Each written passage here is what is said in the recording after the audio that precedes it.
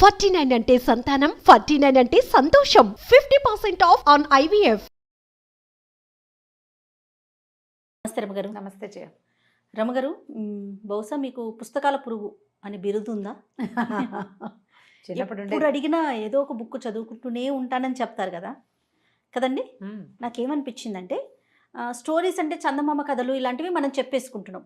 Novels ఉంటాయి కదా, అవి చదువుతారు కదా, వాటిలో మంచివి, చదవదగ్గవి, వినదగ్గవి, అందరం కుటుంబ సభ్యులంతా వినేలాగా పిల్లలకు కూడా చెప్పే లాంటివి ఏమన్నా చిన్నవి కొంచెం సింపుల్గా ఉండేవి ఏమైనా మీతో చెప్పించాలి అని నాకు అనిపించింది.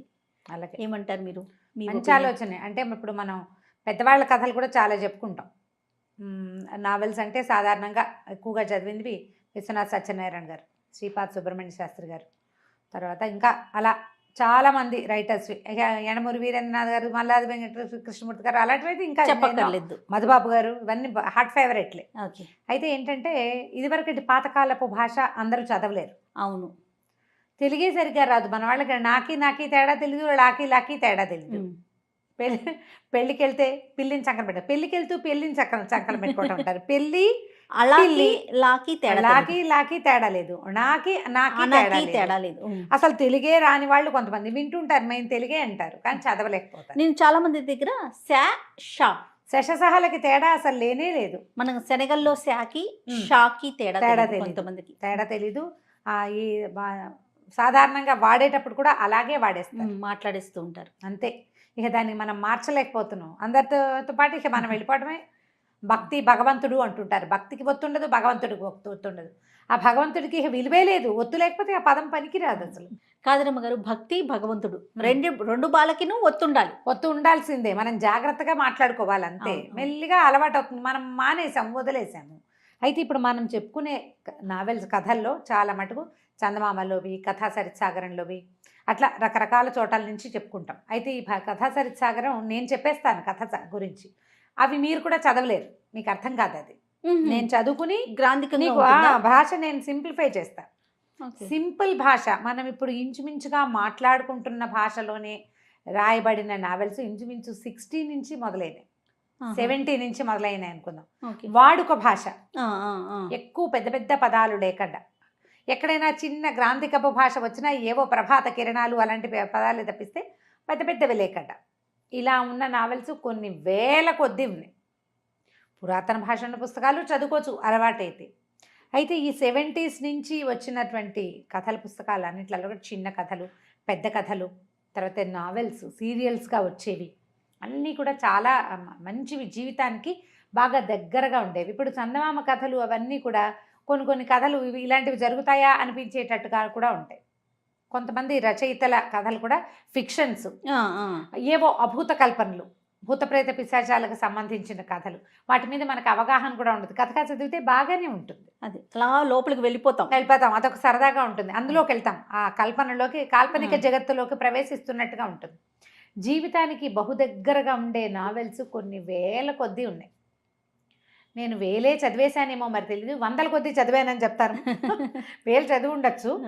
మంచి మంచి రైటర్స్, లేడీ రైటర్స్, రచయిత్రులు కూడా ఎంతమంది ఉన్నారో. ఓకే. ఎద్దనపూడి సులోచనారాయణ గారు, మాదిరెడ్డి సులోచన గారు, మాలతి చంద్రు గారు, ఇవి నా హార్ట్ ఫేవరెట్. మాలతి చంద్రు చాలా ఇష్టం నాకు. ఇవి కాకుండా ఇంకా మన్నెం శారద గారు, ఎంత చక్కటి కథలో. అక్కడి నుంచి దూర్వాసుల కామేశ్వరి గారు, డి కామేశ్వరి, ఆవిడదే న్యాయం కావాలి సినిమా ఒకటి మనం చూసాం. రాధిక చిరంజీవి, ఆ కథ డి కామేశ్వరి గారు. ఓకే. అట్లా ఎంతమందో, చిట్టారెడ్డి సూర్యకుమారి గారు, తర్వాత ఏమో ఆరికపడి కోడేరు కౌసల్యాదేవి గారు. నేను అసలు పేర్లన్నీ గబగబా గుర్తురావట్లేదు, వాళ్ళు అన్ప్లాన్డ్గా చేస్తున్నాం. ప్లాన్డ్గా ఉంటే నీకు ఒక 100 మంది రచయిత్రుల పేర్లు చెప్పేసేవారు. ఇవి నేను బాగా చదివే కథలు కాబట్టి ఈజీగా ఈ పేర్లు చెప్పగలుగుతున్నాను అనమాట. వీళ్ళందరివి కూడా జీవితానికి దగ్గరగా ఉన్న మంచి మంచి నావెల్స్ ఉన్నాయి జయ. ఇప్పుడు మనకి స్టోరీ వాల్ట్ అని అవన్నీ వస్తున్నాయి, కథలు వినడానికి అవకాశం లభిస్తుంది. అవును, స్వయంగా చదివితే ఇంకా బాగుంటుంది. సో కొంతమంది రచయిత్రుల కథలు, నావెల్ని బ్రీఫ్ చేద్దాం. అలా నేను తప్పకుండా. ఇంతకుముందు కూడా మనం వడ్ల గింజలు, ఆయన పేరు శ్రీపాద వారిది, నేను అది బ్రీఫ్ చేసి చెప్పాను. నాకు విశ్వనాథ్ సత్యనారాయణ గారి నేపాల్ రాజవంశ కథలు, కాశ్మీర్ రాజవంశ కథలు చాలా ఇష్టం. కాకపోతే అవి కొంచెం క్లమ్జీగా ఉంటాయి. ఇప్పుడు చదువు నీ చేతికి ఇచ్చినా నువ్వు గంట సేపు కష్టపడి కుస్తీ పెట్టి 10 పేజీలు చదువుతావు, కష్టంగా చదవలేవు. ఇప్పుడు ఇవేనుకో ఈ కథలు అయితే నువ్వు చదివేయగలుగుతావు. ప్రయత్నించి మళ్ళీ ఆ రైటర్స్కి ఇంకొకసారి ఆ పుస్తకాలు కొనుక్కునే వాళ్ళని ఏర్పరచాలని ఉంది నాకు. తప్పకుండా రమ్మగారు. ఆల్రెడీ చదివిన వాళ్ళు, ఇప్పుడు మేము ఎప్పుడో చిన్నప్పుడు చదివాను నేను చాలాసార్లు, మళ్ళీ కొత్తగా పుస్తకం కనపడితే ఈ బుక్ మన దగ్గర లేదు పోయింది అని మళ్ళీ కొనుక్కుని తెచ్చుకుంటాను. ఇది ఉండాలి మన దగ్గర. అలా మళ్ళీ మళ్ళీ చదవాలనిపించే కొన్ని కథలని, అది జీవితానికి దగ్గరగా ఉందని నేను భావించే కథల్ని చెప్తాను. తప్పకుండా అండి. ఈరోజు మరి ఏం స్టార్ట్ చేద్దాం? మాలతీ చంద్ర గారిది మనసులోని మనసు. మనసులోని మనసా? ఓకే. ఎంత బాగుంటుందంటే 10th క్లాస్ సెలవుల్లో చదివాను నేను. ఓకే. అప్పటి నుంచి ఇప్పటిదాకా నేను దాన్ని వదిలిపెట్టల. ఆ పుస్తకం చదివినప్పుడు నాకు కలిగిన భావం చెప్తాను నేను. కొంచెం ఏడ్చే గుణం తక్కువ చేయాలి, నేను తొందరగా ఏడవను. చిన్నప్పుడు మా ఇంట్లో పెద్దగా ఏడ్చేవాళ్ళం, అసలు ఆడపిల్లలు ఏడవటం మగపిల్లలు ఏడవడం అలా ఏం కాదు, చెంటప్పుడు ఏడవటమే. కానీ కొంచెం ఊహొచ్చాక దేనికైనా కళ్ళనీళ్ళు పెట్టుకోవటము, హర్ట్ అయిపోవటము లాంటి పరిస్థితులు లేవు, పద్ధతులు లేవు. అలగటాలు, ఏడవటాలు, బుజ్జగించటాలు, ఈ కార్యక్రమాలు లేవు, అసలు మా ఇంట్లో లేవు. నేను బేసిక్గా ఏడుపు తక్కువ పిల్లని. నాకు ఊహొచ్చాక నేను ఏడ్చిన సంఘటనలు నాకు జ్ఞాపకమే లేదు చేయాలి. నిజం రమ్మగారు. కొన్ని విషయాలు మీరు షేర్ చేసేటప్పుడు అనుకుంటాను, అబ్బా ఎంత స్ట్రాంగ్ ఉన్నారు రమ్మగారు అనేసి. నాకు అవకాశం భగవంతుడు అట్లా ఇచ్చాడు చేయ. 2 కథలు నేను 10th క్లాస్లో చదివిన ఆ 2 పుస్తకాలు లోపల నుంచి దుఃఖం రావటం అది తెలిసిందనమాట. అది షేర్ చేసే ఏడుపు కాదు, మీకే ఒక చెప్పుకోలేని ఒక కష్టం, ఒక క్యారెక్టర్ ఆ పుస్తకంలో ఇన్వాల్వ్ అయిపోయి ఆ అమ్మాయికి వచ్చిన కష్టం, ఆ చెప్పుకోలేని నొప్పి ఫీల్ అవ్వడం ఏంటో నాకు ఆ 10th క్లాస్ హాలిడేస్లో. అంతకుముందు కూడా నేను చాలా పుస్తకాలు చదివాను, ఎన్ని కథలు చదివాను, కానీ ఎక్స్ప్రెస్ చేయలేని దుఃఖ వీచిక లోపల ఉండటం, అరిచేతుల్లో ఒక రకంగా జిల్లుమంటుంది చేయ. నాకు ఆ పిచ్చి దుఃఖం వస్తాయి. అంటే కథలో ఇన్వాల్వ్ అయినప్పుడు క్యారెక్టర్స్లోకి వెళ్ళిపోతే ఫస్ట్ టైం నేను ఈ పుస్తకం చదివినప్పుడు తెలిసింది మనసులోని మనసు. ఒక అమ్మాయి తన ఆత్మగౌరవం కోసం తను ఎలా స్ట్రగుల్ అయ్యిందో, ఏడుపు కాదది, ఒక లోపల మనసులో క్రష్ చేయబడుతున్న నొప్పి అనమాట. ఇదొకటి. ఆరాధన, మాలతీ చంద్ర గారు, మన మాదిరెడ్డి సులోచన గారితో ఎదన్పూడి గారితో జ్ఞాపకం లేదు, కన్ఫ్యూజ్ అవుతాం వాళ్ళిద్దరి మధ్యలో. ఆరాధన, అందులో క్యారెక్టర్ అమ్మాయి మూగమ్మాయి, ఆ మూగ మనసు పడే వేదన, ఈ 2 ఆ అరిచేతుల్లోంచి వచ్చేటువంటి జివ్వుమన్న భావన, దుఃఖపు భావన నేను ఫస్ట్ టైం ఫేస్ చేశాను. ఇప్పుడు ఈ సంవత్సరం మొన్న ఒక 20 రోజుల క్రితం ఆ పుస్తకం మనసులోని మనసు చదివితే సేమ్ ఫీల్ నాకు మొదట ఎట్లా వచ్చిందో అలాగే వచ్చింది కథ చివరికి. మళ్ళీ అసలు ఎంత పకడ్బందీగా రాస్తారంటే ఆ కథని, చాలా పకడ్బందీగా ఉంటుంది. చెప్దాం, సినిమా ఏమన్నా వచ్చిందా రమ్మగారు? ఇది మనసులోని మనసు ఎవరు తీసుండరు బహుశా, అట్లనా? కొంచెం ఇలాగా కాస్త ఇలా ఉండే భావాలని తీసుంటారు, కాస్త అటు ఇటుగా. స్టార్ట్ చేసే ముందు మీకు ఎట్లా దొరికేవి బుక్స్, నావెల్స్? లైబ్రరీ నుంచి తెచ్చుకునే వాళ్ళు, అక్క వాళ్ళు ఎవరైనా చదివితే? మా ఇంట్లో పుస్తకాల భాండాగారం ఉంది, అందరికీ పుస్తకాలు ఇష్టమే. ఓకే. స్కూల్లో లైబ్రరీ ఉండేది, మా అక్కయ్య స్కూల్ టీచరే కదా, మా రెండో అక్కయ్య స్కూల్. ఇలాంటి బుక్స్ ఉంటాయి రమ్మగారు? ఇలాంటివి కాకపోతే ఇంకోలాంటి ఉంటాయి. మా అన్నయ్య కొనేవాడు, మా నాన్న కొనేవారు, మా చిన్నక్కయ్య, మా వసంత, అందరూ పుస్తకాలు పిచ్చేవాళ్ళే. మా అన్నయ్య అయితే దొంతులు పుస్తకాలు కొంటాం, వాటన్నిటికీ బైండ్ చేయించడం. బైండ్ చేసిన బుక్సే మా దగ్గర 100-200 ఉండేవి. ఓకే. పుస్తకం పాడైపోకుండా బైండ్ చేసేవాళ్ళు. షంఘీజ్ ఖాన్, తైమూర్ ఖాన్ లాంటి పుస్తకాలు కూడా ఉండేవి. అక్కడి నుంచి ఇవి కూడా ఏమంటారు, ట్రాన్స్లేషన్స్. నండూరు రామ్మోహన్ రావు గారు ట్రాన్స్లేట్ చేసినవి, చామ్ సాయర్, హకల్ బెర్ఫిన్, టామ్ మామ ఇల్లు, అలాంటివి కూడా. ఓకే. ఇక మన దగ్గర ఇది అది తేడా లేదు. మాకైతే మా ఊర్లో పంచాయతీ ఆఫీస్లో లైబ్రరీ ఉండేది. మా ఊళ్ళో లైబ్రరీ లేదు, మా కాలేజ్లో లైబ్రరీ బుక్స్ ఉండేవి, మేము వెళ్ళి తీసుకొచ్చేవాళ్ళం. కాలేజ్ చదివేవారు అనమాట. అంటే ఈ పుస్తకాలు లేవు కాలేజ్ లైబ్రరీలో, ఇవి అన్ని వేదాంతం, విశ్వనాథ వారివి.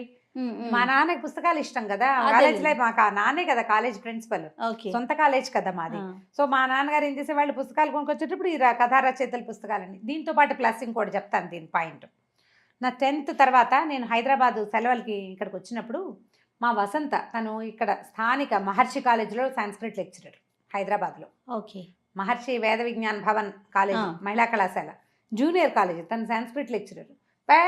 పెద్ద లైబ్రరీ ఉంది. ఓకే. అక్కడి నుంచి తన పుస్తకాలు తెచ్చి పడేసేది. కొడవగంటి కుటుంబరావు గారి మొత్తం సమగ్ర సాహిత్యము నేను అక్కడి నుంచే చదివా. మహర్షి కాలేజీ కూడా క్రెడిట్ కొంత ఇవ్వాలి.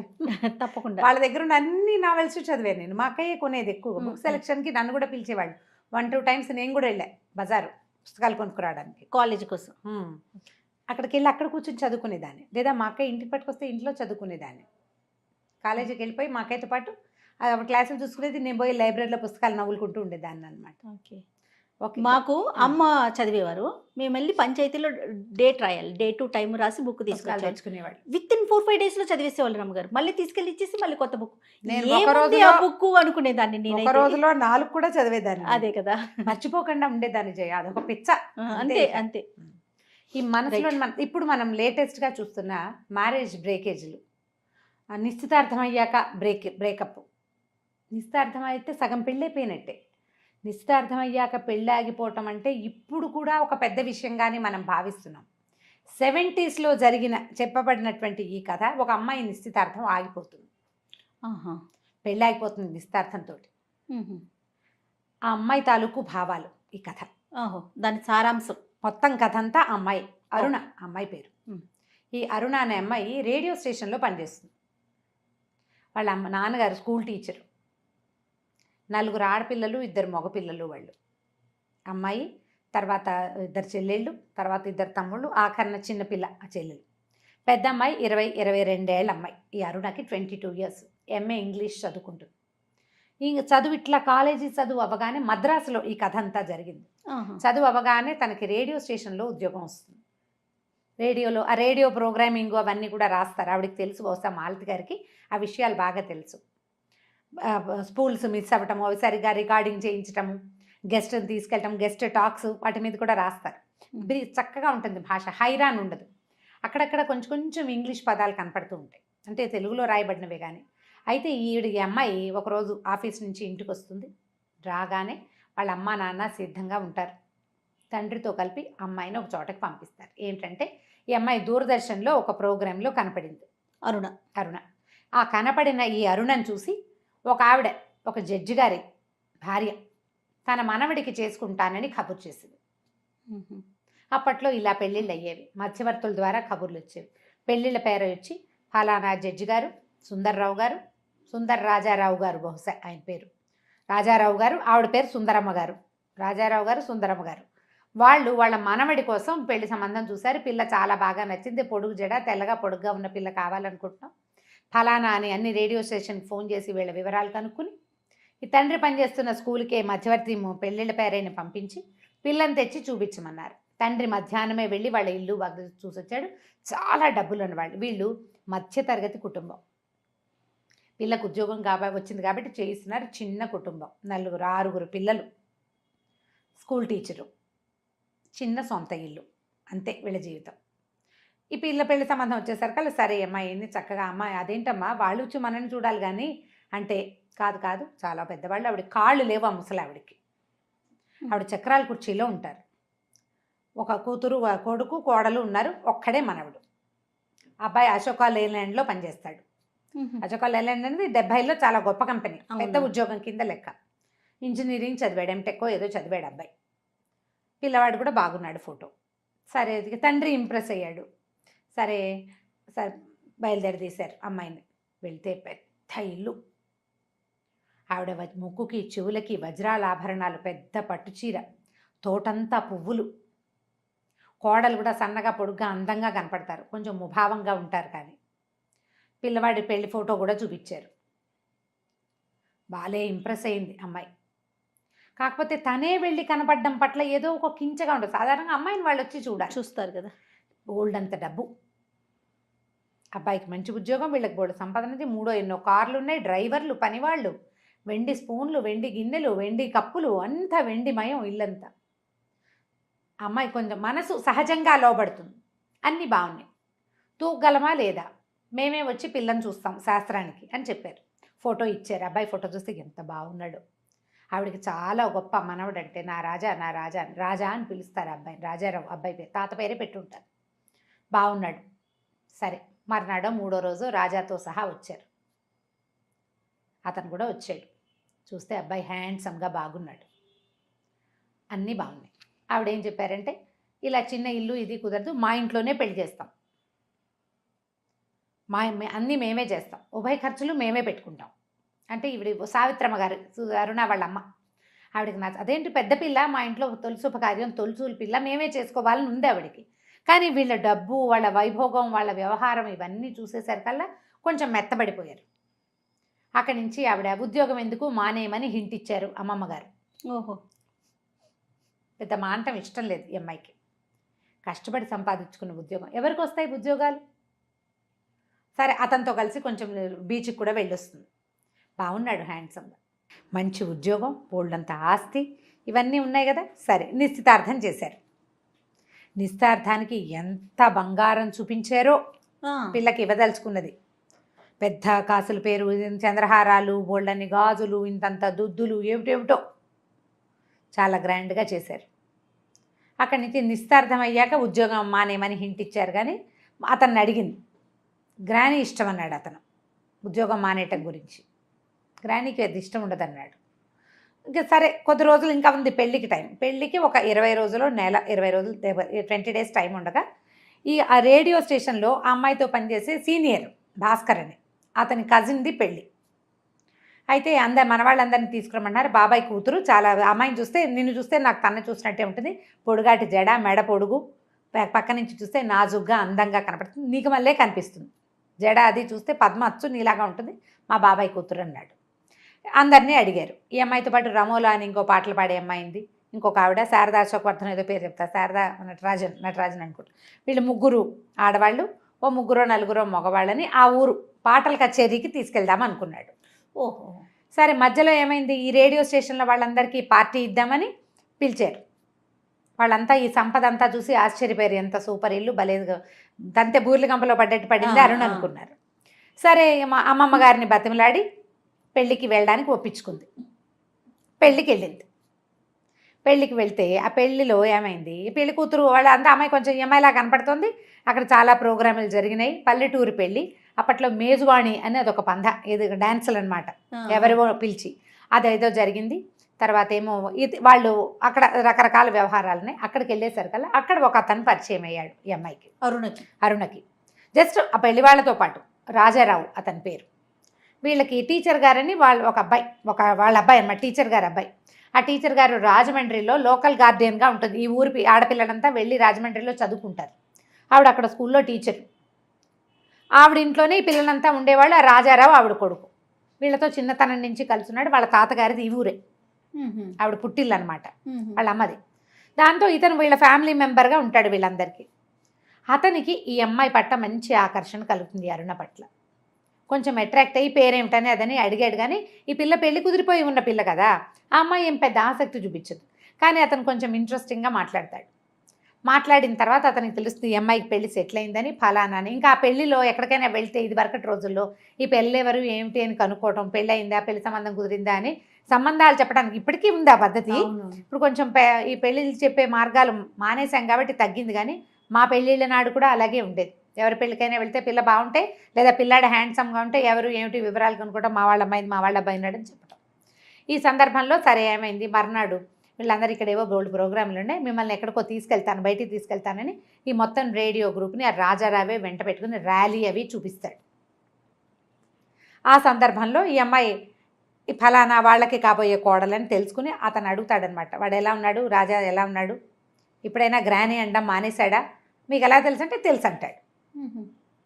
అతనికి బాగా ఆకర్షణీయంగా ఉంటుంది, ఈ అమ్మాయి నచ్చుతుంది. ఈ పిల్లకి అలాంటివి ఏం లేవు పాపం. సరే వీళ్ళని ట్రైన్ ఎక్కించడానికి పంపిస్తారు. ఈ మధ్యలో ఏమవుతుందంటే వసంతాలు ఆడతారు ఆ పెళ్ళిలో వసంతం ఆడడం హోలీ లాంటిది అనమాట. ఇప్పుడు మా వాళ్ళ ఇళ్లలో కూడా 1-2 చోట్ల మేము అది చూసాం. అయితే కొత్త వాళ్ళని ఎవరు ఉండరు, పెళ్లి వాళ్ళ వరకే వసంతాలు ఆడతారు. తెల్లటి బట్టలు కట్టుకుంటారు అందరూ, వసంతం హోలీ ఆడడం అనమాట, రంగులు చల్లుకోవటం. ఆ రంగులు చల్లే ప్రోగ్రాంలో ఈ అమ్మాయి వీళ్ళంతా కూడా పాల్గొంటారు. సరదాగా బుక్కాలు చల్లుకోవటం, రంగులు చల్లుకోవటం, వసంతం నీళ్లు చల్లటం, చెంబెడి నీళ్లు దిమ్మరించడం, పసుపు నీళ్లు, ఎరుపు నీళ్లు, ఈ కథ అంతా నడుస్తుంది. మర్నాడు పొద్దున్నే లేచి వీళ్ళు బయలుదేరేస్తారు. వచ్చేస్తుంది.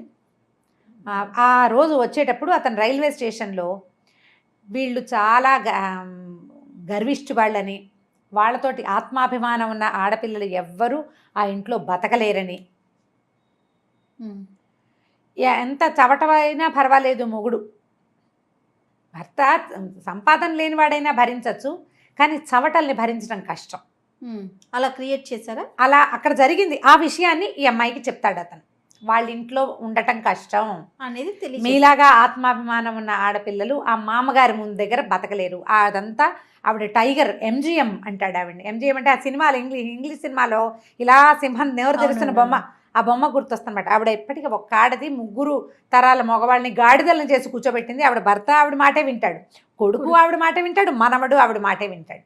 ఆవిడ గీసిన గీటు దాటరు. ఆవిడ మనుషుల ఆత్మాభిమానాన్ని ఉండనివ్వదు అని చెప్తాడు. ఈ పిల్లకు చిరాకు వస్తుంది. నా సంబంధం కుదిరిపోయింది, రాజా బాగున్నాడు, బోళ్ళంత సంపాదన, మంచి డబ్బులున్నవాళ్ళు, అవే కదా ఆడపిల్లలకి, అంతకంటే ఏం కావాలి? కోపం వస్తుంది. సరే వెళ్ళిపోతుంది. ట్రైన్ ఎక్కేసింది, ఇంటికి వచ్చేసింది. బాగా జరిగిందని చెప్పింది. ఇంటికి వెళ్ళేసరికల్లా అమ్మమ్మ గారికి జ్వరం వస్తుంది. జ్వరంతో ఉన్న అమ్మమ్మ గారిని చూసుకురావడానికి కూడా వెళ్తుంది. ఒక్క 4 వారం రోజులు గడుస్తాయి. పెళ్ళి ఇంకా 10 రోజుల్లోకి వచ్చేసింది.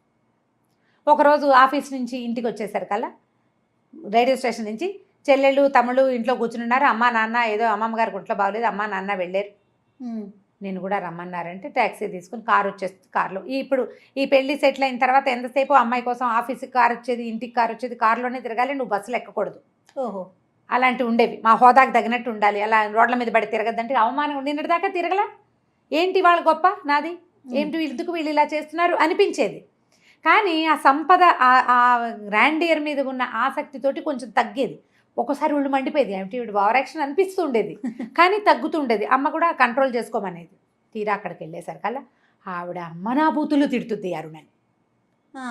మామూలు తిట్లు కాదు, ఎంత నీచమైన భాషలో తిడుతుందంటే, వాడెవడితోటో తిరిగొచ్చావు, పెళ్లి పేరుతోటి వెళ్ళావు, వాడెవడితోటో తిరిగావు, వాడు నువ్వు కలిసి కుమ్మక్కయ్యారు, నా పరువు తీస్తావా? పెళ్ళి 10 రోజుల్లోకి వస్తే నువ్వు వాడెవడి కోసమో నీకు వాడితోటి సంబంధం ఉందని నానా తిట్లుతుంది. వాడెవడో ఈ అమ్మాయికి అర్థం కాదు. 2 ఫోటోలు మొహం మీద పడేస్తుంది. ఆ 2 ఫోటోల్లో అరుణ మొహానికి బుక్కా రాస్తున్న రాజారావు ఉన్నాడు. ఒక దాంట్లో 2 చేతులు ఈ అమ్మాయి మొహం మీదే ఉన్నాయి అతన్ని. రెండో దాంట్లో మొహం ఇలా పట్టుకుని చెంబుతో నీళ్లు పోస్తున్నాడు. ఆ 2 ఫోటోలు. వీడు నీకు తెలియదు, అతను ఎవరో నాకు తెలీదు, పెళ్ళికి వెళ్ళాం, అక్కడ వసంతాలు ఆడారు, అందరూ రంగులు చల్లుకున్నాం, ఈ ఫోటోలు ఎవరు తీశారో ఎప్పుడు తీశారో నాకు తెలీదు, ఇతనికే అది అందరి మీద చల్లాను, అందరి మీద చల్లుతావా? పెళ్ళైన పిల్లవి, పెళ్ళి సెటిల్ అయిన పిల్లవి, ఎవరో పరాయి మగవాళ్లతోటి వసంతాలు ఎలా ఆడేవు నువ్వు? ఆ పెళ్లిలో మేజువాణి పెట్టారని నువ్వు చెప్పినప్పుడే చీచి పాత పద్ధతులు దరిద్రం, అలాంటి చోటకి ఎందుకు పంపించానని నేను తిట్టుకున్నాను, నిన్ను తిట్టాను, నువ్వు ఇలాంటి పని చేస్తావా? వాడు నీకు తెలుసు. అసలు వాడు అంటుంటుంది, వాడు వీళ్ళకేమవుతాడో ఈ అమ్మాయికి అర్థం కాదు. వాడు నా పరువు తీయటానికే ఈ పని చేశాడు, నువ్వు వాడితో కుమ్మక్కయ్యావు. ఇక కాళ్ళ మీద పడమంటుంది. నేనే తప్పు చేయలేదు, అతను ఎవరో నాకు తెలీదు, అసలు ఈ ఫోటోలు ఎవరు తీశారో తెలీదు, ఆ ఫోటోలు ఎందుకు పంపించారో తెలీదు. ఇక ఏం చెప్పినా ఆవిడ వినదు, తిట్టి తిట్టి తిట్టి తిట్టి పోసేస్తుంది. ఇక ఇంటికి వస్తుంది ఏడుస్తూ. ఇంటికి వస్తే వాళ్ళ నాన్న బాగా, తండ్రి కూడా అప్పటిదాకా ఆయన చాలా మంచివాడు, ఆ పిల్లని ఏమండు, మెచ్చుకుంటాడు. నాన్న నేనేం చేయలేదు అన్నాడు. కానీ నీ తప్పు కదా, నువ్వు పెళ్ళి సెటిల్ అయిన పిల్లవి, అసలు నువ్వు వెళ్ళకూడదు అక్కడికి, వెళ్ళిన దాన్ని మర్యాదగా వెళ్ళి మర్యాదగా రావాలి, ఇలా పిచ్చి పనులు ఎందుకు చేసావు? అది వాంటెడ్లీ చేసింది కాదు నాన్న అంటే, అయినా సరే కంట్రోల్ లేదు నీకని కేకలిస్తాడు తండ్రి. ఓకే, కాళ్ళ మీద పడమంటారు, నేను ససేమిరా కాళ్ళ మీద పడినట్టుంది. రేపు ఇప్పుడు కాళ్ళ మీద పడితే పెళ్లి కొప్పుకుంటారు, లేకపోతే పెళ్లి క్యాన్సిల్. ఇప్పుడు నేను పెళ్లి చేసుకుంటే నన్ను తిరిగిపోతుంది చేయదు ఆవిడ. బతుకున్నంత కాలము వాడెవడితోటో నేను తిరిగొచ్చిన దాన్ని నన్ను క్షమించి పెళ్లి చేసుకున్నాను అంటుంది. జన్మాంతము ఈ తప్పు కింద నేను బతకాలి, ససేమిరా నేను పెళ్లి చేసుకొని అంటుంది అరుణ. నాకు మళ్ళీ పెళ్లి కాకపోయినా పర్వాలా, జీవితాంతం ఇలాగే ఉంటా, కానీ వాళ్ళ ఇంట్లో మాత్రం నేను ఉండను. అతన్ని అడుగుతుంది, నువ్వు గ్రానీకి సారీ చెప్తే సరిపోతుంది అంటాడు అతను. ఓహో, నువ్వు నన్ను నమ్మవా అని అడుగుతుంది. పెళ్లి సెటిల్ అయింది, 4 రోజుల నుంచి నేను మీ ఇంటికి వస్తున్నాను, మా ఇంటికి వస్తున్నావు, మన ఇద్దరం కలిసి బీచ్కి వెళ్తున్నాం, పార్టీలు ఇచ్చాం, నీకు ఇదేనా అర్థమైంది? నీకు నమ్మకం లేదని నా మీద అంటే గ్రానీకి ఉండాలి నమ్మకం అంటాడు. నాకు గ్రానీ ఇంపార్టెంట్, గ్రానీ హర్ట్ అవుతుంది, సారీ చెప్పు గ్రానీకి. చచ్చినా సారీ చెప్పనంటుంది అరుణ. నేను ససేమిరా సారీ చెప్పను, నేను ఈ తప్పు చేయలేదు, ఇది తప్పు కాదు, నేను చేయలేదు. దాంతో ఆవిడేం చేస్తుంది, వీళ్ళమ్మే ప్లాన్ ఆలోచించుకుని ఇంత సంపద పోతుంది, చిన్న కూతురునిచ్చి చేస్తానని మాట ఇచ్చేస్తుంది అక్కడ. రెండో పిల్లని ఇవ్వడానికి అరుణ కంటే 2 ఏళ్ళు చిన్నది సుశీల. ఆ పిల్లని ఇచ్చి పెళ్లి చేస్తానంటే ఇంటికి వచ్చి ఆలోచించుకుని చెప్తామంటే తండ్రి కేకలేస్తాడు, ఎందుకు సావిత్రి వాళ్ళతో మనం పడలేము అంటే, కాదండి సుశీలకి రాజా నచ్చాడు, అది అయ్యో బావ అంత మంచివాడు కదా, అక్క సారీ చెప్తే సరిపోతుంది కదా, ఎందుకు ఇంత తగాదా పడుతోందని అడుగుతుంది. దీనంత భావాలు లేవండి దానికి, మెతకది. సుశీల కూడా అందంగానే ఉంటుంది. అరుణ పక్కన చూస్తే కొంచెం కలర్ తక్కువ తెలుస్తుంది, అలాగే పెద్ద జడ అవి ఉన్నాయి. అరుణ బాగా ఫెయిర్, సుశీల ఒక రవ్వ ఫెయిర్నెస్ తక్కువ. పిల్లని తీసుకెళ్తే దాన్ని అడుగుతుంది, నీ ఇష్టం ఆలోచించుకోమంటే అది నేను రెడీ అనేస్తుంది రెండో అమ్మాయి. అప్పట్లో పెళ్ళిళ్ళు ఇట్లా అయ్యేవి. రెండో పిల్లని వెంబడబెట్టుకు తీసుకెళ్తారు. అమ్మమ్మగారికి అందరికీ దండాలు పెట్టిస్తారు, రాజా కూడా ఓ దండం పెట్టిస్తారు. అతను రెడీ అయిపోయాడు. హర్టింగ్గా ఉంటుంది అతనికి, అరుణని పోగొట్టుకోవటం ఇష్టం లేదు, కానీ గ్రానీని కాదంటే అసలు ఇష్టం లేదు అతను. గ్రానీకి కూడా నచ్చేసింది. గ్రానీకి ఇప్పుడు పెళ్లి చేసుకోవాలి సార్, శుభలేఖలు వెళ్ళిపోయినాయి, అందరికీ శుభలేఖలు పంపించేశారు. ఓ పెళ్లి కూతురు మరి ఇద్దరు కాస్త అటు ఇటుగా ఒకలంటారు, అదే సావిత్రమ్మ అదే రామకృష్ణ పిల్ల, అంతే. పెద్ద తేడా ఏముంది? ప్రథమ ద్వితీయ అని వస్తుంది అంతే. అంటే అది కూడా రాపోతుంది, ఏం పెద్ద నష్టం లేదు. పెళ్ళి అయిపోవాలి, పరువు పోతుంది. అందరికీ కార్లు వెళ్ళిపోయినాయి, పరువు పోదు. మా పిల్లాడిని కాదని ఎవడో పిల్లాడితో అది తిరిగింది అంటే పరువు తక్కువ. పెళ్ళి అయిపోతే పర్వాలేదు, తెలిసిన వాళ్ళు తెలుస్తుంది, చెప్పిన వాళ్ళు చెప్తాను, లేకపోతే లేదు. అక్కడి నుంచి ఆవిడ ఏం చేసింది, మీ పిల్లని మీ ఇంటికి పంపను, మీ పెద్ద పిల్ల మంచిది కాదు, అది దీన్ని చెడగొడుతుంది, కుక్క ముట్టిన కుండ అంటుంది. అదొక పదం, ఫస్ట్ టైం ఆ ప్రయోగం విన్నా నేను ఆ కథలో. అలా అనేస్తుంది ఆవిడ. ఈవిడికి కష్టంగా ఉంటుంది, పెద్ద పిల్ల చాలా మంచిది, బుద్ధిమంతురాలు. ఒక పొరపాటు ఏదో జరిగింది, అసలు అక్కడ ఏం జరిగిందో మనకు తెలియదు. ఒక పెద్ద పిల్లని తిడుతూ రెండో పిల్లని చేసుకుంటామంటే తల్లులకి ఎలా ఉంటుంది, పళ్ళ చక్రం పెట్టి తిప్పినట్టు ఉంటుంది పొట్టలో, ఒప్పుకుంటారు. మరి ఏం చేస్తారు, పిల్లని అక్కడే వదిలిపెట్టేస్తారు. ఆ 20 రోజులు 10 రోజులు పెళ్లికి ముందు పిల్లని అక్కడే వదిలిపెట్టి రోజు వీళ్ళే వెళ్ళి చూసుకొచ్చుకుంటారు. పెళ్ళి ఏర్పాట్లు అయిపోతాయి. ఈ అమ్మాయి ఏం చేస్తుందంటే అంతా ఏడుస్తూ ఆ భాస్కర్కి చెప్తుంది. రాజారావే ఆ ఫోటోలు పంపించాడని నమ్ముతుంది ఖచ్చితంగా. అతను తన మీద ఇంట్రెస్ట్ ఉన్నట్టు ప్రవర్తించాడు, నా పెళ్లి చెడగొట్టడానికే చేశాడు ఈ పని అని చెప్పి అతని నెంబర్ అడ్రస్ ఇవ్వండి అని ఉత్తరం రాసేసింది. మీరెంత దౌర్భాగ్యులో, మీలాంటి దుర్మార్గుల్ని నేను ఎక్కడా చూడలేదు, నికృష్టుడివి నువ్వు అని రాస్తుంది. ఆ ఉత్తరం పట్టుకుని రాజారావు వచ్చేస్తాడు వెనక్కి ఈ అమ్మాయి దగ్గరికి. ఈ ఉత్తరానికి నీకు సమాధానం ఏమిటని మొహం మీద పడేస్తాడు ఆ ఉత్తరం. ఈ పెళ్ళని ఈ అమ్మాయి ఏం చేస్తుంటే రమోల వాళ్ళ ఇంటికి వెళ్ళి ఉంటుంది, తన ఫ్రెండ్ ఉంది కదా తన పాటలు పాడే అమ్మాయి, వెళ్ళి అక్కడ ఉంటుంది, 3 రోజులు ఉంటుంది. అక్కడికి వస్తాడు. నువ్వు ఏం సమాధానం చెప్తావు, నేను ఎందుకు చేస్తాను ఈ పని, నేను చేయలేదు, నాకు తెలియదు అంటాడు.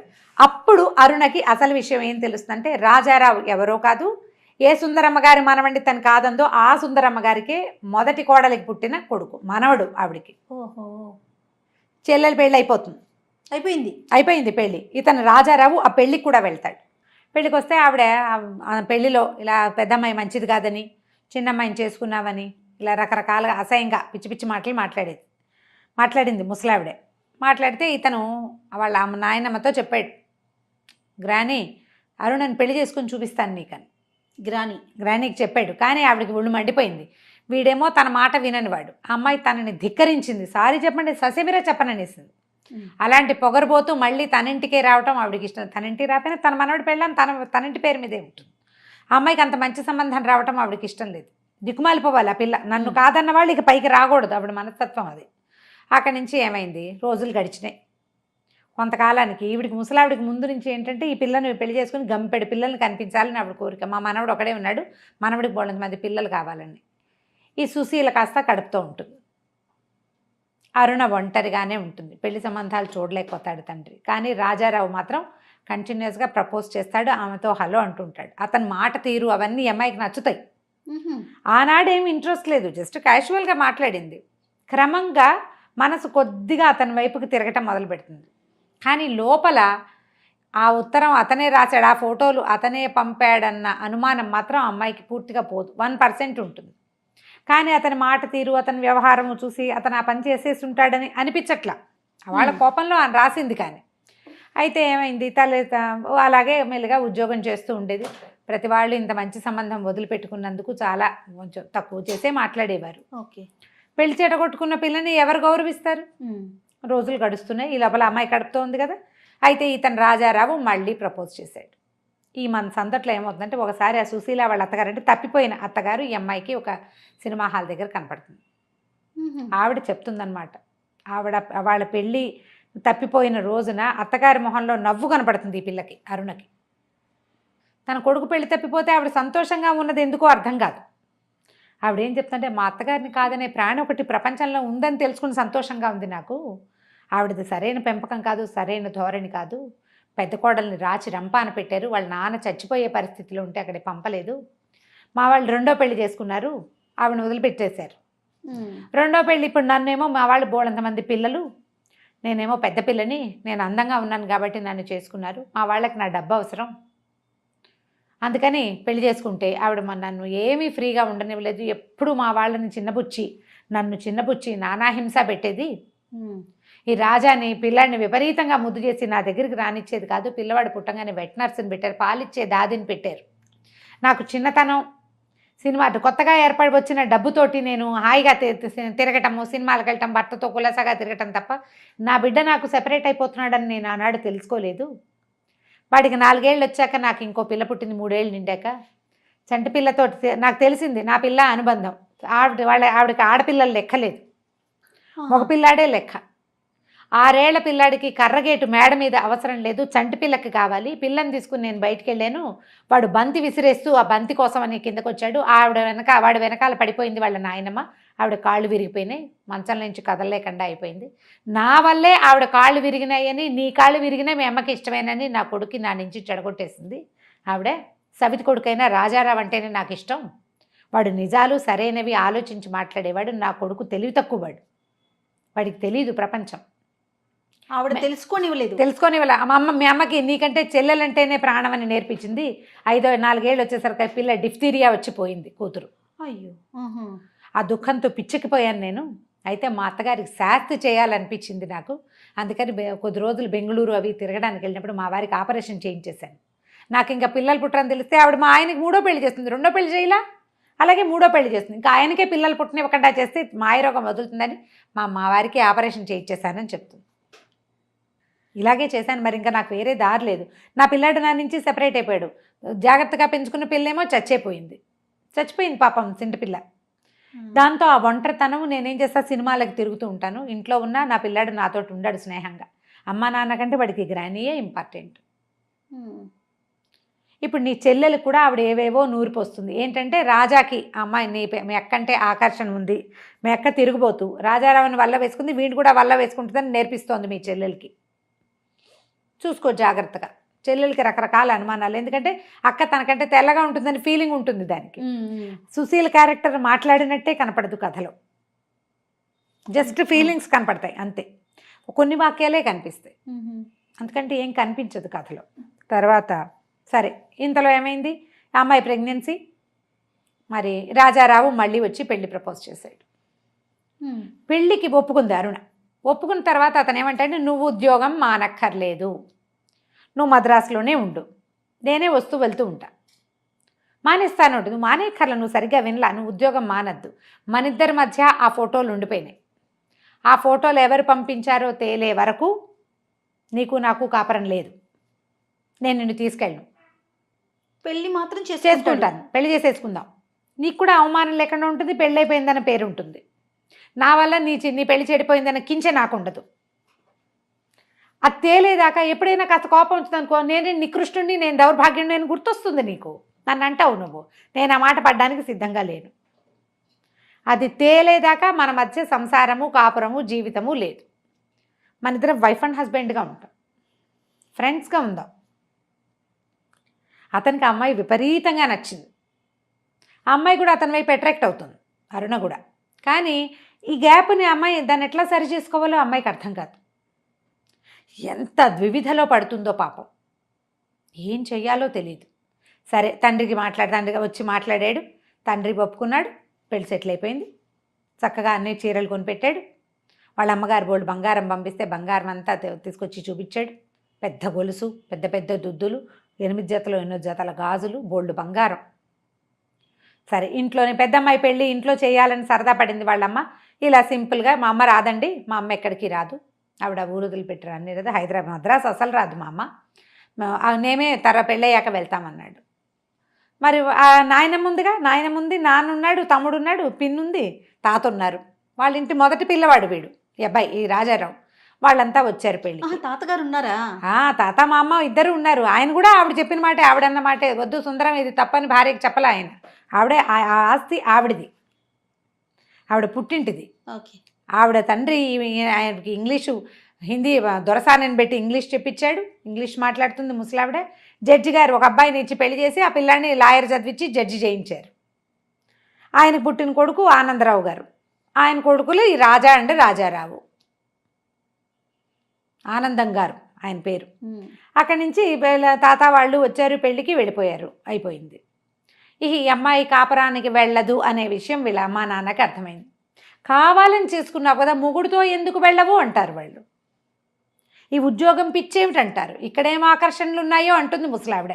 తన మనవడికి వలేస్తోంది ఇంకా అని మనవరాలకి హింటిస్తుంది. ఈ మద్రాసులో ఏవో ఆకర్షణలు ఉన్నాయి, అందుకే వెళ్ళాలి ఆ కాపురానికి, అదే కదా చెప్పుకుంటారు. ఎంత లైవ్లీగా ఉంటుందంటే ఆ సంభాషణ, ఆ కథ నడిపే తీరు. నిజంగా జీవితాలు మన పక్కనే జరుగుతుంది, మన ఇంట్లోనే ఈ కథ జరుగుతున్నట్టుగా అనిపిస్తుంది. అంత లైవ్లీగా ఉంటుంది, ఎక్కడ కృతకము డ్రామాటిక్గా ఏది ఉండదు, అంత బాగా నడిపిస్తారు. అక్కడి నుంచి సరే ముందు రాజమండ్రి తీసుకెళ్తాడు వాళ్ళ అమ్మ దగ్గరికి. ఆవిడ దగ్గర ఒక 2-3 రోజులు ఉంటారు. ఒక ఆవిడ కొత్త దంపతులు కదా అని ఒక గది కేటాయిస్తే అందులో ఉన్న మడత మంచం వేసుకుని పడుకుంటుంది. అమ్మాయి క్లోజ్గా అయ్యే అవకాశాన్ని అతను ఇవ్వడు అసలు. బెంగళూరు అవి తిరగడానికి వెళ్తారు, అక్కడ కూడా అతను సెపరేషనే మెయింటైన్ చేస్తాడు, కానీ ఈ అమ్మాయితోటి క్లోజ్ కాడు. కోపం వచ్చేస్తుంటుంది, ఒళ్ళు మండిపోతుంది. ఇప్పుడు అమ్మాయి చాలా చక్కగా అందంగా బొమ్మలా ఉంది, వాడికి ముందు నుంచి అమ్మాయికి అట్రాక్షన్ ఉంది, తనతో క్లోజ్ అవుతాడు అనుకుంటుంది. ఆహా, ఆ ఉత్తరం పేరెత్తుతాడు. ఎప్పుడో రేపమన్నాడు, నువ్వు నన్ను దౌర్భాగ్యుడు అనుకుంటే నేనేం చేయాలి మరి? సరే ఇంకేం చేస్తారు, తల్లి తండ్రి ఎవ్వరికీ ఈ అమ్మాయి పద్ధతి నచ్చదు. అమ్మాయిదేం లేదు, అంతా అతనిదే ఉంది, కానీ చెప్పడు అతను. అరుణ మా అన్నందండి అని చెప్పేస్తాడు. ఆఖరికి ఎంతో ప్రేమగా ఉండే ఆ భాస్కర్ ఆఫీస్లో ఉండేవాళ్ళు కూడా వాళ్ళకి రాజారావు చాలా మంచివాడు, నీకే బుద్ధి లేదంటారు. తను రాసిన ఒక్క ఉత్తరం ఇట్లా అమ్మాయి నెత్తి మీదకి ఉంటుంది. సరే కొన్నాళ్ళకి చెల్లెలకో కొడుకు పుడతాడు, పిల్లవాడు పుడతాడు. ఆవిడ కనపడతారు లక్ష్మీదేవి గారు, మళ్ళీ అత్తగారు కూతురు, చెల్లెలు అత్తగారు. ఆవిడ మాట్లాడతారు. ఆవిడకి ఏమవుతుందంటే పాపం వాళ్ళ తమ్ముడిని బాగా చూసుకుంటుంది. ఇది కొడుకు మీద ఆశ లేదు కదా. అతను నక్సలైట్లో చేరాడు, అతన్ని కాల్ చేశారని వార్త వచ్చింది. ఆవిడ చాలా దుఃఖంలో ఉంటారు. ఏం హెల్ప్ చేస్తారు, ఎవరైనా చేయగలిగేది ఏం లేదు. అప్పటి పరిస్థితుల్లో అది కూడా ఉందని చూపిస్తారనమాట, దేశకాలమాన పరిస్థితులు చూపించడానికి. పిల్లవాడికి భారతాలో నామకరణం చేస్తారు, ఉయ్యాల్లో వేస్తారు. సుందర్ రాజారావు ఏదో పెడతారు పిల్లవాడికి పేరు, అదే గుర్తుంది లీలగా. అయితే ఫంక్షన్కి వెళ్తుంది. సుశీల కూడా వెళ్తుందండి. అరుణే వెళ్తుంది, సుశీల ఫంక్షన్ అరుణ వెళ్తుంది. మరి ఆ ఇంటికి పెద్ద కోడలు కదా ఇప్పుడు. అదేలేండి, అమ్మాయికి అక్కయ్యే కాదు, ఆ ఇంటికి పెద్ద మనవడి భార్య, వెళ్ళాల్సిందే. వెళ్తుంది, ఏదో పిల్లాడికి పాట పాడుతుంది. నేను వెళ్ళలేదండి అని చెప్పగానే చెల్లెలు ఆగి వింటూ ఉంటుంది ఆ మాట. దాని మనసులో ఏం ఉద్దేశాలు కలుగుతాయో ఈవిడికి అర్థం కాదు. ఇలా కొన్ని రోజులు గడిచాక ఒక విరక్తి పుట్టేస్తుంది అరుణకి. నేను ఎవ్వరికీ పనికి రాకుండా, మా అమ్మా నాన్నకి నా మొహం గిట్టదు, చెల్లెలకి నా మీద అనుమానం.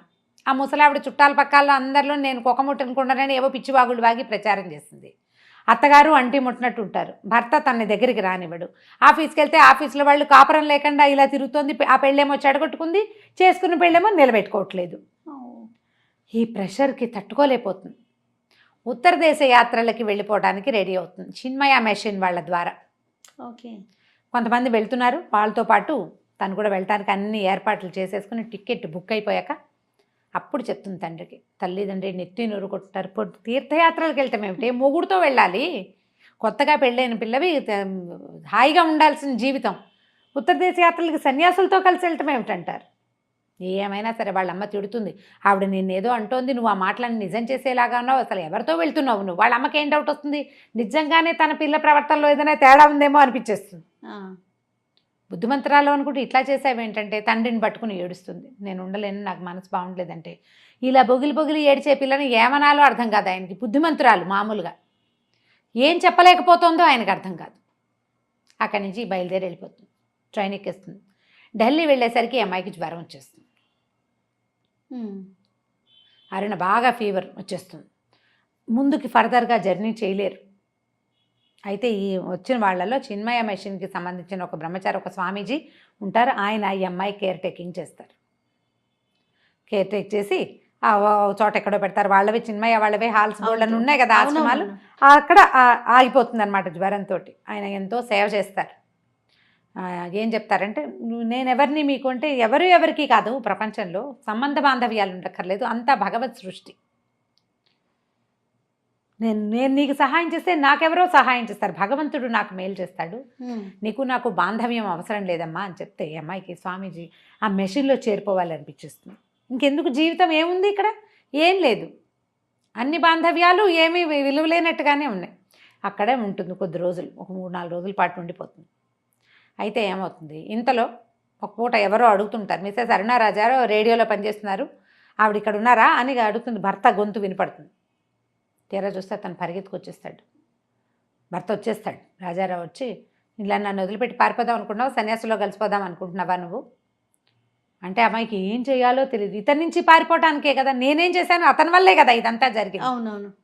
సరే ఏం చేస్తాడంటే, నువ్వు ఏదైనా తాగుదు కానీ ఉండు అని చెప్పి పాలు తాగటానికి పాలు బ్రెడ్ పట్టుకొస్తాను, నేను చూసుకుంటాను అని చెప్పి ఆయన చెప్తాడు. ఆ స్వామీజీకి ఒక ఉత్తరం ఇస్తాడు. ఈ ఉత్తరం చదువు, నేను ఇప్పుడే మనకి ఫ్లైట్కి టికెట్ అరేంజ్ చేసి వస్తాను, నీ టికెట్ మీద వేరే వాళ్ళని ఎవరైనా తీసుకెళ్ళేందుకు అరేంజ్ చేసేస్తానని చెప్పి వెళ్తాడు. ఈ ఉత్తరం తీస్తుంది అమ్మాయి. ఆ ఉత్తరంలో ఒక రాయబడిన చేతి రాత విషయం చదువుతుంది అన్నమాట. వాళ్ళ అత్తగారు రాసింది అది. రాజారావు వాళ్ళ అమ్మగారు రాసిన ఉత్తరం. ఆవిడ ఏం రాస్తారంటే, ఆ ఉత్తరం చదువుతుంటే ఉంటుంది, ఒక వ్యధ, ఒక వ్యక్తి అపరిమితమైన దుఃఖానికి లోనైన వాళ్ళు, వాళ్ళకి పగ తీర్చుకోవాలనిపించేస్తుంది ఏదో ఒక బలహీనమైన క్షణంలో. ఒక బలహీనమైన క్షణంలో నేను ఈ పని చేశాను, ఆ ఫోటోలు పంపింది నేను అని రాస్తారు. కోపం, ఉద్రేకం. నిన్ను ట్రైన్ ఎక్కించిన రోజు రాత్రి, అంటే ఆ పద్మ పెళ్లి నుంచి అరుణని ట్రైన్ ఎక్కించిన రోజు రాత్రి వాడి ఇంటికి వచ్చి చాలా ఫీల్ అయ్యాడు. నా కొడుకుని సూదంటు రాయిలాగా ఆకర్షించింది ఒక పిల్ల. ఆ పిల్లని మా అత్తగారు లాగేసుకుంది ముందే. నా కొడుక్కి జీవితం లేకుండా చేసింది, నాకు జీవితం లేదు. నేను భర్త పెళ్ళైనప్పుడు వీళ్ళకి బాగా డబ్బులు ఉన్నాయని, చాలా గొప్పవాళ్ళని, మా నాన్న ఒక్కతే పిల్లనని ఆస్తంతా అమ్మి బంగారం పెట్టి పెళ్లి చేశాడు. మా నాన్నకి తీవ్రమైన అనారోగ్యం. పిల్లవాడు పుట్టిన తర్వాత నన్ను పురిటికి కూడా పుట్టింటికి పంపల. వాడికి సంటి పిల్లాడప్పుడు మా నాన్న చచ్చిపోయేటట్టుగా ఉంటే పిల్లాడిని అట్టెపెట్టుకుని ఆవిడ తల్లిని పంపించేది. పాలు తాగే పిల్లాడు ఆవిడ దగ్గర ఉండిపోయాడు. పాలిచ్చే తల్లి పిల్లాడికి పాలు లేకపోతే ఎట్లా అనుకోలే. తర్వాత మా నాన్న పోయారు, నన్ను ఇంటికి రానివ్వల. పిల్లాడు చచ్చిపోయేందుకు సిద్ధంగా ఉన్న పసిబిడ్డను మాత్రం నాకు పంపించారు. అప్పుడు వచ్చి మా వారు నా దగ్గర 6 నెలలు ఉన్నారు. నా జీవితంలో, నా వైవాహిక జీవితంలో నేను సంతోషంగా ఉన్నది ఆ 6 నెలలే. 6 నెలల తర్వాత ఆవిడ చావు డ్రామా ఆడి నా భర్తను వెనక్కి పిలిపించేసుకున్నారు. ఇక విడాకులకి చాలా గోల్ చేశారు. పిల్లాడిని నా నుంచి లాక్కోవడానికి ఎంతో ప్రయత్నం చేశారు. ఏమైనా సరే పిల్లవాడిని మాత్రం నేను ఇవ్వనన్నాను. చివరికి నాకు విడాకులు ఇచ్చారు. నా పిల్లాడు నా దగ్గరే ఉండిపోయాడు. ఆయనకి మళ్ళీ పెళ్లి చేశారు. ఇంకో కొడుకు పుట్టాడు, కూతురు కూడా పుట్టింది.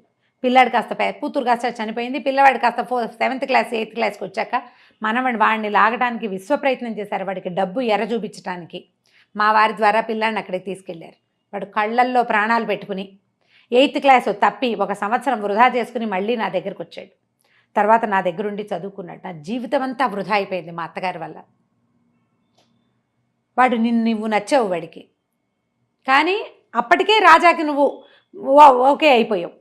నేనేమీ చేయలేకపోయాను. ఆ తర్వాత కొద్ది రోజులకి పద్మ పెళ్లి ఫోటోలు మా దగ్గరికి వచ్చినాయి.